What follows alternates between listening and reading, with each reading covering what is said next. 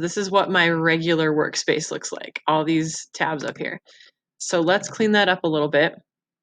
For this video, I have open my classroom, my Gmail, and my Drive. And if I have a bunch more open over here, it's going to get pretty cluttered. So there's a fancy thing called pinned tabs. If I right click on the tab, I can pin it and it will shrink and stay over here. So I want to do that with things I'm going to keep opening regularly, and now they'll stay open. If they don't stay open for you, there are two things you can do. One, you can log into Chrome. That's not really necessary.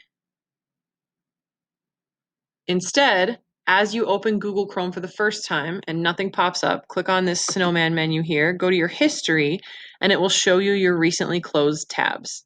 And you can pick, it will say actually on there, let me close out something that's significant. So see, this is a bunch of tabs. I'm going to close this whole window, and that makes me feel a little sick to my stomach because I wanted those open.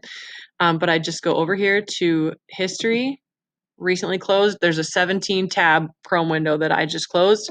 Bring it back open, please. Thank you very much. You can also still use good old-fashioned bookmarks. If you want to bookmark a tab, here, let's open a new tab.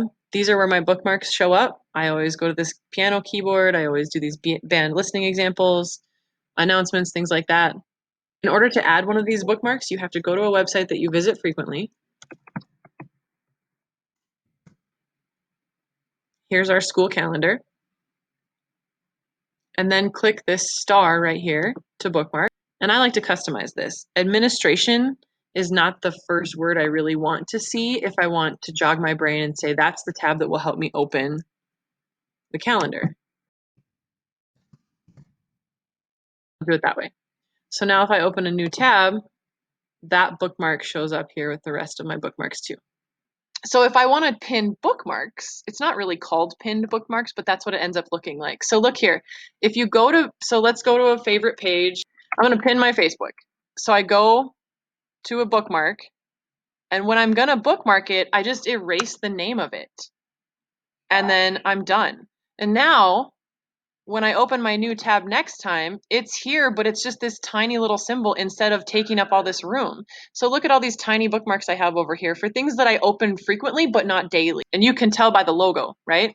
So I've just titled these really tiny things. My keyboard, I have a keyboard up to write on the whiteboard on top of a keyboard.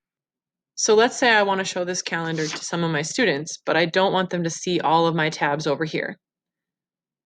I can pick up this tab, pull it down, and it will make a brand new window. And conversely, I can pick it up again and put it back into the window that's behind it. Another thing we can do up here with our tabs is when we pull one out, say we want to have two things open at once. If you pull it down a ways and then go as far over to the right as you can, you'll see this little faint box pop up. And if you let go right there, then it will automatically split screen. And you can choose over here what you want to have up on the other half of your screen. And now I have two screens back to back. Sometimes you have to do it twice to get it to do a split. There. Now it's one small window here and one small window here. If I want to put them back together the way that I had them, I can just maximize one, go back to the other,